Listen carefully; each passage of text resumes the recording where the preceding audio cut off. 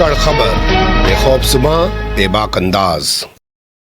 धाकड़ खबर में आपका स्वागत है। मैं आपके साथ हूं अकरम रईस खान। वैश्विक हलचल, जी हां, वैश्विक हलचल का ताजा बुलेटिन लेकर एक बार फिर से रोजाना की तरह आपके सामने हाजिर हो गए हैं और बात करने जा रहे हैं देश ही नहीं दुनिया भर की खबरों को लेकर। साथ ही गाजा से जुड़ी हुई कुछ ऐसी खबरें हैं जो ताल्लुक रख रही हैं जर्मनी से, जो ताल्लुक रख रही हैं यूरोपीय यूनियन से, जो ताल्लुक रख रही हैं अमेरिका की अंदरूनी राजनीति से। यानी सीधे सीधे गाजा से ताल्लुक नहीं रख रही हैं पर गाजा से जुड़ी हुई हैं और इंटरनेशनली ताल्लुक रखती हैं वो खबरें, और उन सब पर तबसरा करेंगे रोजाना की तरह हमारे साथ कृष्णकांत जी यानी के जी, जो भारतीय वायुसेना के रिटायर्ड ऑफिसर हैं और जियो पॉलिटिक्स पर वाकई में अपनी पैनी नजर रखते हैं।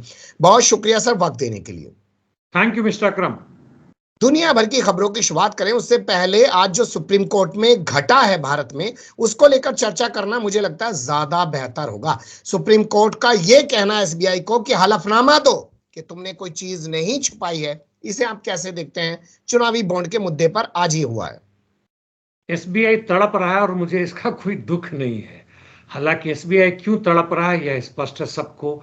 एसबीआई ने पहले देने से मना कर दिया, 3-4 महीने का वक्त मांगा, उसके आदेश मिला तो सब उसने दे दिया। एक यह भी बोल दूं कि जो भी उसने दिया उसमें प्रशांत भूषण ने कहा है कि एसबीआई द्वारा दिए हुए डेटा और इलेक्शन कमीशन ऑफ इंडिया ने जो वेबसाइट पे अपना डेटा डाला है दोनों समान नहीं है, दोनों में परिवर्तन है। यह भी एक धोखाधड़ी का ही मामला है।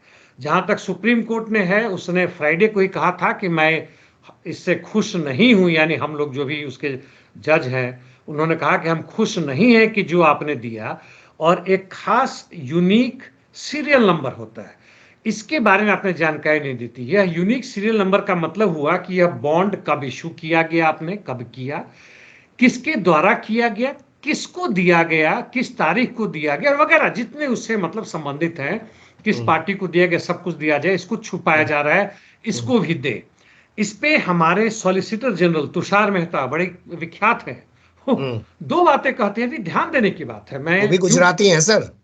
नहीं, मुझे इसका वो भी नहीं था, लेकिन ठीक है, जहां के भी हो। एक बात यह कहते हैं कि हमारा जो लक्ष्य था इलेक्टोरल बॉन्ड का, वह था काला धन को रोकने का। अब यानी झूठ का इस तरह कम बार कि झूठ को 100 बार बोलो। यानी हिटलर के जो विदेश मंत्री और जो प्रोपेगेंडा मंत्री थे, उनका यह कहना था कि झूठ को 100 बार बोलो, सच न लगने लगे। अब बताइए, सारा इलेक्शन बॉन्ड, इलेक्टोरल बॉन्ड का ही मकसद था कि हम ब्लैक मनी को व्हाइट मनी में तब्दील करें, और यह करें कि उसको हटाने की बात थी। और दूसरा, सुप्रीम कोर्ट को यह कह रहे हैं कि देखिए हुजूर, ये लोग विपक्ष लोग क्या तमाशा कर रहे हैं। इस पे सुप्रीम कोर्ट ने फटकार भी लगाई कि आप बीजेपी की तरफ से बात ना करें, आप सॉलिसिटर जनरल हैं इंडियन गवर्नमेंट के।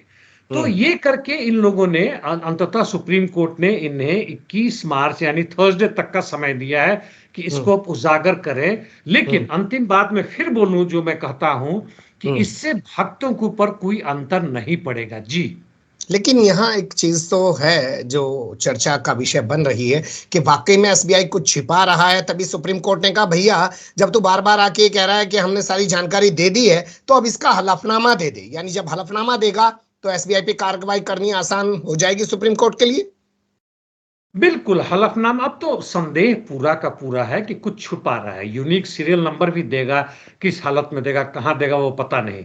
और इसलिए एसबीआई का जो भी चरित्र है वह स्पष्ट नहीं है, खुला नहीं है, ईमानदारी पूर्वक नहीं है। एक बात यह भी बताऊं कि इलेक्टोरल बॉन्ड के अलावा अंडरहैंड जो ब्लैक मनी आया, इन्होंने शुरुआती दौर में जो डीमोनेटाइजेशन किया और उसके बाद से इन लोगों ने जितना हड़पा पूरे बाजार से और पूरे पूंजीपतियों से और लोग तो दूसरे पीएम केयर की भी जांच की बात करने लगे हैं कि उसका जो फंड आ रहा है वो भी सार्वजनिक होना चाहिए। बिल्कुल बिल्कुल। और वह व्यक्तिगत नहीं है, आपने प्राइम मिनिस्टर के नाम से किया हुआ। और कई कोर्ट ने जब वह बेल देती है तो इसी आधार पर दिया कि इन्होंने पीएम केयर फंड को पैसा दिया हुआ है। झारखंड में हुआ है। जी। तो वह कहीं से भी अब प्राइवेट नहीं है, वह बिल्कुल पब्लिक मनी है और हमारे मेहनत का वो पैसा है, मैं इसलिए उसका भी खुलासा एक हो। सवाल बहुत जिम्मेदारी के साथ आपके सामने उठाना चाहता हूं और हमारे व्यूवर्स भी उस चीज को समझें। एसबीआई जिस वकील को लेकर आया आज सुप्रीम कोर्ट के, उसका नाम है हरीश साल्वे, जो अभी ललित मोदी भगोड़ा जो करोड़ों लोग रुपए लेके भागा हुआ है भारत के, उसके साथ लंदन में नाच रहा था। वन नेशन वन इलेक्शन वाली कमेटी में भी इस हरीश साल्वे को रखा गया था। ये हरीश साल्वे इतना प्रभावशाली कैसे बन जाता है? चूंकि ये लोग वहां से जुड़े हुए हैं, उन बड़े पूंजीपतियों से जुड़े हुए हैं, उनकी उस पार्टी से जुड़े हुए हैं जिन्होंने देश में तानाशाही ने बल्कि फांसीवाद ला रखा है, और इनको एक बड़ा उसका हिस्सा मिलता होगा। और ये लोग बोलने में बड़े माहिर हैं, इनको कानून की थोड़ी मोड़ी जानकारी है, थोड़ी क्या अच्छी खासी जानकारी होगी, जिसके कारण इनको पता है कि कानून को कैसा तोड़ा जाए। मैं एक लाइन ये ऐड जरूर करना चाहूंगा, जन लोकपाल बिल को इन्होंने किस तरह से बर्बाद किया, इसमें हरीश साल्वे हो, भाजपा हो, आरएसएस हो, इन लोगों ने सब मिलके जो भी 2013-14 में जो वर्डिक्ट जनता का आया था, इसको इन लोगों ने नेस्तानाबूद कर दिया। जी। बिल्कुल सही। 2014 में 9 चरणों में मतदान कराते हैं, 2019 में 7 चरणों में मतदान कराते हैं, और अब जब वन नेशन वन इलेक्शन की बात करते हैं तब भी 7 चरणों में मतदान कराते हैं, और उस राज्य में भी 7 चरणों में उत्तर प्रदेश में चुनाव कराते हैं जिसमें राम राज्य स्थापित करने की बात कर रहे हैं। चाहिए बंगाल की तो कानून व्यवस्था को लेकर आप बेवजह का हल्ला मचाए रखते ही हैं। खैर, अगला जो अपडेट है अब बुलेटिन का, वो आपके सामने रखना शुरू कर देते हैं। पुतिन फिर से राष्ट्रपति बन गए हैं। 87% इस बार वोट मिला है। क्यों ना कहा जाए कि वो एक तानाशाह है। तानाशाह तो हैं, क्योंकि वह जिस तरीके से विपक्ष के खिलाफ हैं, जहां तक मीडिया के स्वतंत्रता के खिलाफ है, उस मामले में वह तानाशाह है, पूंजीपति वर्ग के हैं। लेकिन अन्य तानाशाहों से थोड़ा अंतर है, दो मुख्य रूप से। पहला ये कि अमेरिकी साम्राज्यवाद के खिलाफ बड़ी जबरदस्त संघर्ष कर रहे हैं। नंबर टू, वहां के आम जनता को जो बेसिक चीजें मुहैया कराने की बात है, वह अभी भी, हालांकि यूएसएसआर अब खत्म हो चुका है, उसका उसको बरकरार रखे हुए, उसको नेस्तनाबूद नहीं किया है, जैसे भारत में कांग्रेस के बाद से भाजपा ने पूरी तरह से नेस्तनाबूद कर दिया। और यह 87 से 88% वोट, जिसमें 77% मतदाताओं ने भाग लिया, छोटा मोटा हिस्सा नहीं है। और यह जी। अपने आप में रिकॉर्ड है पूरे रूस के लिए, जब से रूस बना यूएसएसआर से टूटने के बाद से। और इसके बावजूद कि लेवानली और उसके दूसरे लोगों द्वारा जितना भी हंगामा मचाया गया, अमेरिका द्वारा हंगामा मचाया गया, इजराइल द्वारा किया गया, यूक्रेन तो था ही था, इसके बावजूद इतने भारी संख्या में लोगों ने मतदान किया और इतनी भारी संख्या में इनको जिताया। बाकी सब 4-5 में रह गए, यहां तक कि रूसी कम्युनिस्ट पार्टी भी 4 से 5% के बीच में रह गई। जी। तो ये जो जीत गए हैं और जीतने के बाद जो इन्होंने पहला संबोधन दिया उसमें अमेरिका के खिलाफ उसी तरीके की बात की, यूक्रेन के राष्ट्रपति को बात करने लायक नहीं समझा, चाइना से संबंध बढ़ाने की बातें की हैं, इसे कैसे देखते हैं आप? जनरली उन्होंने वही सब बातें कही जो पहले से कहते आ रहे हैं। हाँ, उन्होंने कहा कि रूस यूनाइटेड है, एक है। हमारे भी देश के प्रधानमंत्री कहते हैं कि 130-135 या 140 करोड़ जनता उनके साथ है। हम्म। हालांकि पुतिन के साथ सही में 77% में से जो 87% लोग हैं, वो उनके सही में साथ हैं, क्योंकि उनको लगता है कि आज के हालात में यदि रशिया को यदि बचना है नेटो और यूएसए के आक्रमण से, इसलिए केवल पुतिन ही उसको सही दिशा में लेकर जा सकते हैं। नंबर टू, अब मुझे लगता है जो पुतिन ने नहीं कहा वो होने वाला है। युद्ध अब तेजी से बढ़ेगा रशिया की तरफ से, उसमें उस तरह के भी हथियार इस्तेमाल किए जाएंगे जो इन अभी तक ये लोग केवल टेस्ट में ला रहे थे, चाहे वो मिसाइल हो या संभवतः ये लोग अभी तक स्पेशल मिलिट्री ऑपरेशन जो करे तो उसको सही में युद्ध की घोषणा करें, और बड़ी तेजी से उत्तर में भी, यानी सुमी की तरफ से, जहां से हमारे भारत के छात्र पढ़ते थे मेडिकल वगैरह, शुरुआती दौर में 2022 में जो हुआ था, वहां से भी एक नया फ्रंट खोले और बहुत तरीके से नई चीज होगा जिसमें उनको मदद जिस रूप में मिले। चीन है, नॉर्थ कोरिया तो पूरे इनके साथ है, ईरान का भी जो मिलता है वहां तक है, बेलोरस की है, वो पूरे मिला के ताकत के साथ हमें नई चीजें देखने का मौका मिलेगा। जी। क्या रूस अपने आप को अमेरिका के सामने स्थापित करने की शस्त्रों के दम पर, हथियारों के दम पर कोशिश कर रहा है? क्योंकि चाइना तो सिर्फ धंधेबाजी में लगा हुआ है। रूस कोशिश नहीं, रूस तो वास्तव में लड़ रहा है। आज एकमात्र ऐसा ऐसा देश है जिसको पुतिन ने या पूरे रूसी मिलिट्री ने या रूसी पीपुल ने उसको फिर से खड़ा किया, यूएसएसआर ना के बावजूद, पूरे इसके चारों तरफ नेटो के बढ़ते प्रभाव के बावजूद, अमेरिका का रूस के अंदर में तोड़, जैसे चेचनिया के लोगों को उन्होंने भड़काया था और वहां बड़ा विद्रोह करवाया था, सबके बावजूद रूस उस दिशा में पहुंचा है जहां वो अमेरिका को अकेले टक्कर देने में सक्षम है। केवल अमेरिका ही नहीं, उसके साथ 50-51 दूसरे देश भी है नेटो यूरोपियन यूनियन के साथ। जी चलिए बात कर लेते हैं अमेरिका की, क्योंकि वहां का विदेश मंत्री बड़े दौरे कर रहा है। वो पहुंच गया है साउथ कोरिया, फिर उसके बाद जापान से एक बयान सामने आया, उसको डर लग रहा है नॉर्थ कोरिया की मिसाइलों से। ये सब उस दौर में हो रहा है जब रूस में पुतिन फिर से एक बार 87% वोटों के साथ चुने जा रहे हैं। क्या ये संयोग है? यह संयोग नहीं है, जापान को सही में डर हो रहा है। जापान का जो अमेरिका के साथ संबंध था कि जापान का डिफेंस यानी रक्षा अमेरिका करेगा, इसलिए अमेरिकी फौज है वहां पे और दूसरे तरह की चीजें हैं। लेकिन वह उस समय था जब नॉर्थ कोरिया इतना पावरफुल नहीं था, उसके पास इस तरह के न्यूक्लियर पावर नहीं थे। और अभी तो आए दिन पिछले करीब 20 दिनों में उसने 400 मिसाइल टेस्ट कर दिए, मिसाइल आर्टिलरी वगैरह वगैरह जो भी हो, अंडर वाटर भी है। इसलिए जापान को सही में डर लगने लगा है कि अमेरिका जहां यूक्रेन में फंसा हुआ है, पूरे इजराइल के साथ हमास के खिलाफ फंसा हुआ है, यदि यहां पे नॉर्थ कोरिया ने आक्रमण किया, क्या साउथ कोरिया और जापान अकेले लड़ पाएंगे? उनको नहीं लगता है कि लड़ पाएंगे।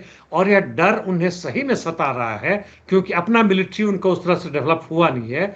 और क्या होगा, जहां तक यदि बाइडेन हारे, ट्रंप आए, तो वह नॉर्थ कोरिया के साथ भी संबंध बढ़ा रहे थे और कोशिश कर रहे थे कि नॉर्थ कोरिया को अपने खेमे में लाया जाए। तब क्या होगा, यह उनका डर वाजिब है। जी ये ट्रम्प आ गए, नॉर्थ कोरिया को अपने खेमे में ले आए, तो जो टेंशन है जापान को लड़ाई झगड़े की, युद्ध की, या साउथ कोरिया को, वो तो खत्म ही हो जाएगी ना सर फिर तो।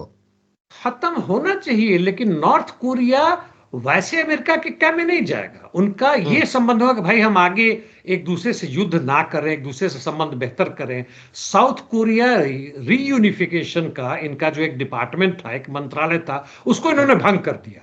उन्होंने हम्म। खुलेआम कह दिया नॉर्थ कोरिया के वहां के किम जोंग उन ने कि भाई साउथ कोरिया अमेरिका के साथ साथ हमारा बराबर का दुश्मन है, उससे हमारी समझौता नहीं हो सकती। उस हालत में शायद वो चीजें फिर शुरू हो जाए।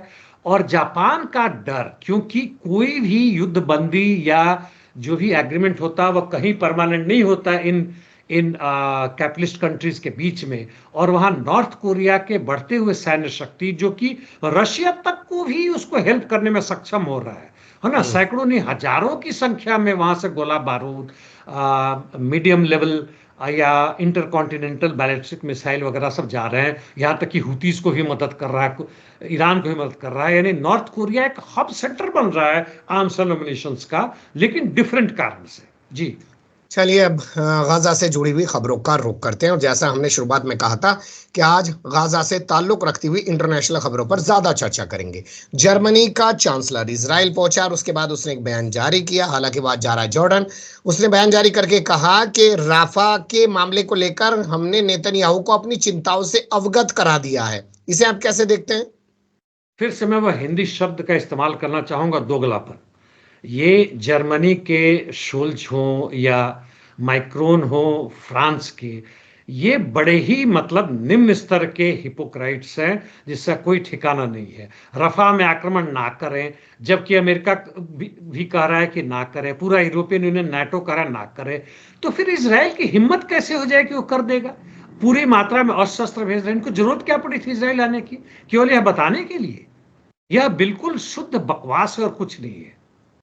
जी तो जॉर्डन जाके वो क्या करेंगे? जॉर्डन वाले को कहेंगे कि भाई राफा में कार्रवाई करने दे इसराइल को, तू ज्यादा परेशान मत होने दे, वहां भी मरने दे लोगों को। ये इनका जो भी मिडिल ईस्ट में है, जो धीमे धीमे लग रहा है कि उनका तिलिस्म टूटेगा यदि जनता उठ खड़ी हुई है। और अरब कंट्रीज में ब्लैक जास्मिन के नाम से वहां पर बड़ा जबरदस्त क्रांति हुआ था। यह 2005 के आसपास है, 2010 के आसपास हुआ था। वो देखना पड़ेगा, समय मुझे नहीं याद है। वह दोबारा खड़ा हो सकता है। उस हालत में ये लोग क्या करेंगे? जॉर्डन, अच्छा, इजिप्ट। 2010 को लेके बात करना चाहता हूँ सर। मेरे जहन में कभी जी कभी सवाल होता है कि पूरी दुनिया में क्रांति हो रही थी उस दौरान, हमारे यहाँ भी क्रांति चल रही थी, मोदी सरकार उसी दौरान उभर के आई, अन्ना हजारे उसी दौरान आए। ये कहीं ना कहीं कोई एक ही व्यक्ति तो नहीं करा रहा था सब जगह बैठकर अपने नहीं मतलब के नहीं, लोगों को लाने के लिए? एक व्यक्ति नहीं। आपने बड़ा सही सवाल उठाया। जब हम कहते हैं कि क्रांतिकारी सिचुएशन, क्रांतिकारी माहौल जैसे भारत में, तो भारत में केवल बिहार या दिल्ली में नहीं होता है, पूरे भारत में होता है। एक साथ जनता यदि पूरी नहीं उठ खड़ी होती है, जैसे किसानों का आंदोलन हुआ खत्म हो गया, ट्रक आंदोलन हुआ खत्म हो गया, किसानों का दूसरा आंदोलन चल रहा है लेकिन उतना नहीं पड़ रहा है, जब तक वह सिंक्रोनाइज नहीं होता है, पूरी जनता का आन गुस्सा नहीं होता है, तब तक बड़ा मुश्किल होता है।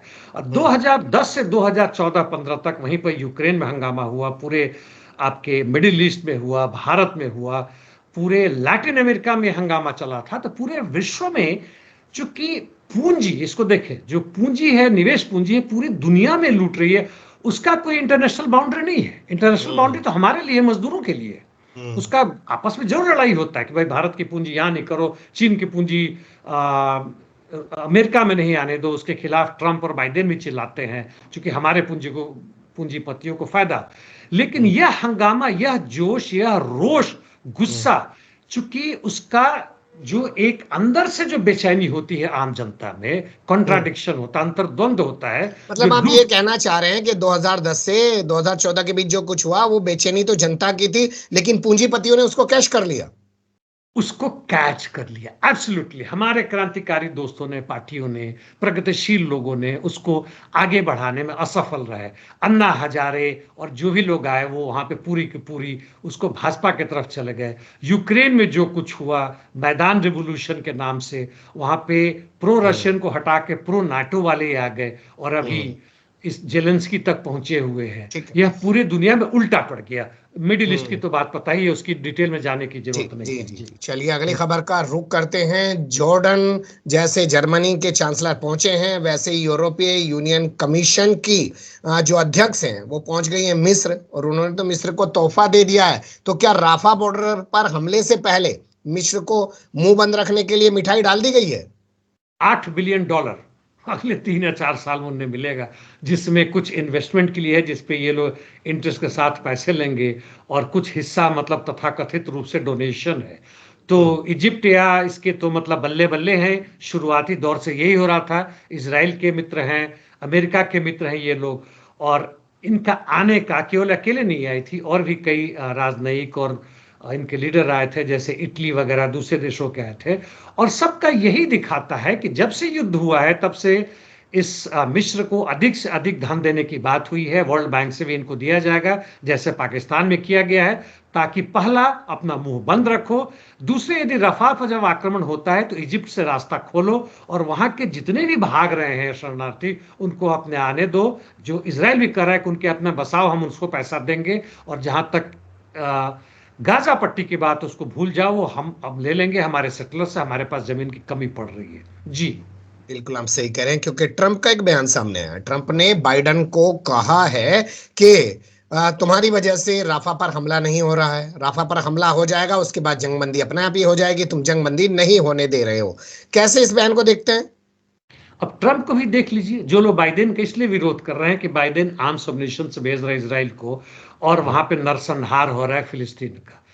ट्रंप आ जाते हैं जीतने के बाद से तो क्या होगा? ट्रंप ने तो यहां तक बयान दिया कि यदि वो राष्ट्रपति पहले रहते तो यह युद्ध होता ही नहीं, और उनको अभी मौका मिलेगा तो पूरी की पूरी जो लड़ाई है, राफा पर आक्रमण करवा के फटाफट सब खत्म करके युद्ध को शांत कर देंगे। यानी वह पूरे रफ्तार से वहां पे बिना लाग लपेट के उसको फिलिस्तीन रेसिस्टेंस जो है उसको नेस्तनाबूद कर देंगे। जी बिल्कुल आप सही कह रहे हैं कि हर कोई अपनी बात कर रहा है, और ऐसे में अगर एक खबर इसराइल के अंदर से आए कि वेस्ट बैंक से आईडीएफ को हटाने की बातें हो रही हैं, या आईडीएफ से वेस्ट बैंक का चार्ज लेने की बातें हो रही हैं, और जो शटलर हैं वहां पे उनको वहां का मालिक बनाने की बातें हो रही हैं, तो सवाल तो उठते ही है ना जी।